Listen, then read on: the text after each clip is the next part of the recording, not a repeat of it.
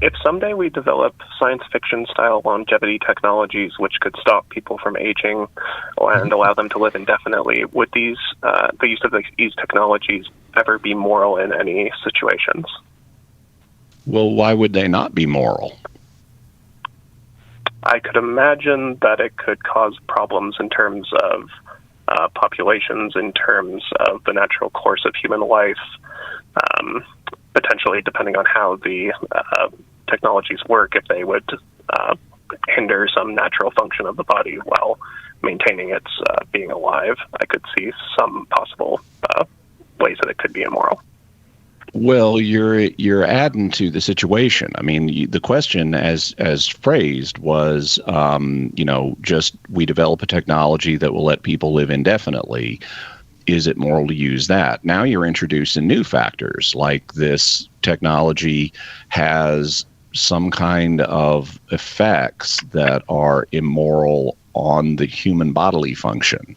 So, well, if you're building a technology that immorally affects human bodily function, well, then it's not going to be moral to use that. But that's not the same thing. The technology initially asked about was one that that just lets people live indefinitely.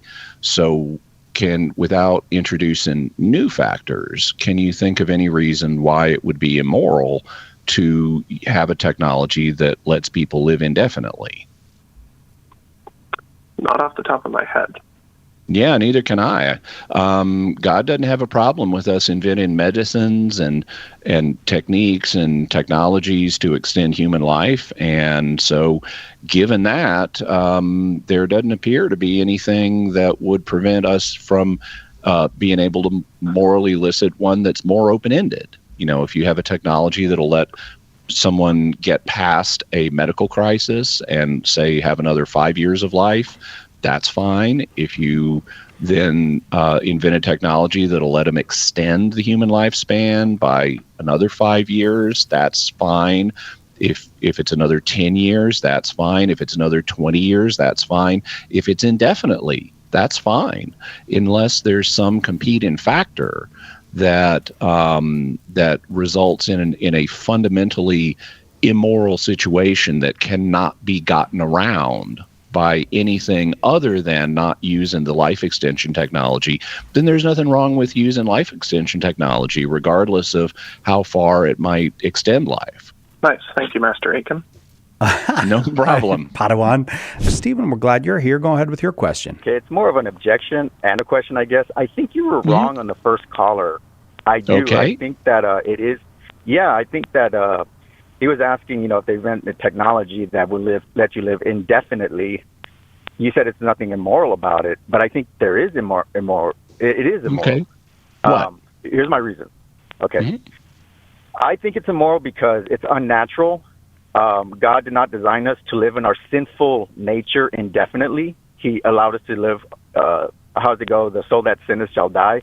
We're allowed to live definitely for a definite amount of time in our sin.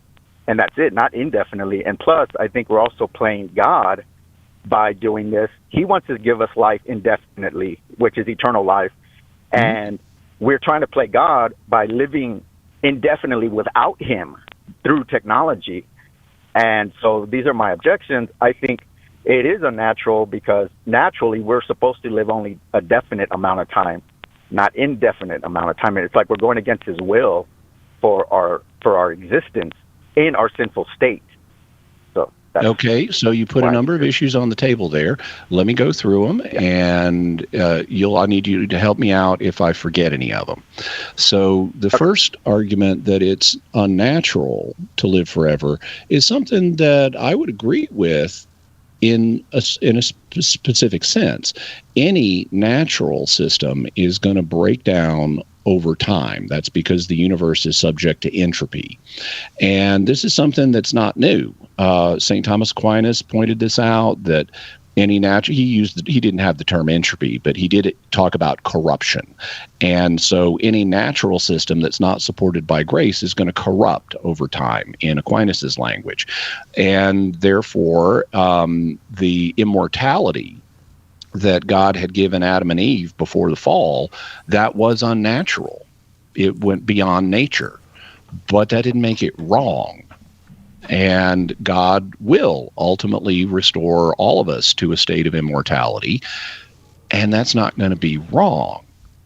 It's also not the same thing as what I was talking about, because I was asked about a technology that extends life indefinitely, but that doesn't mean you're not going to fall off a cliff and die. It doesn't mean you're not going to be stabbed and murdered someday. It's not true immortality. That's something we don't know how to achieve, because that really does go beyond nature. And we can't go beyond nature. What God has given us the ability to do is work with nature to extend life. And so in working with nature to extend life, we are not doing anything unnatural. We would just be exploiting abilities that are resident within nature that God has given us the intellects to crack. And just like we can use our intellects to ameliorate other aspects of human suffering by working within nature, if we found a way to dramatically extend human life, even indefinitely, by working with nature, then we wouldn't be doing anything unnatural. Okay, so that's the first issue. You then started talking about living apart from God and you're changing the equation then. Just like I discussed with the first caller, you're introducing new conditions that are not part of the original question. I wasn't asked, is it wrong to try to live forever without God? If that was the question I'd been asked, I would have said, of course it is. We all need to live with God. And if you're trying to evade the divine reality by living forever, you need to get your priorities straightened out. On the other hand, if you are someone who's living a life in harmony with God and you're able to work within nature to extend that life indefinitely, then the objection of living without God does not apply in this case. So again, that's changing the initial question. Also,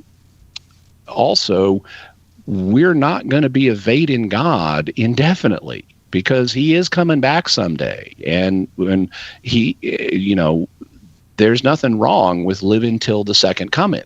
St. Paul even expects it in First Thessalonians 4.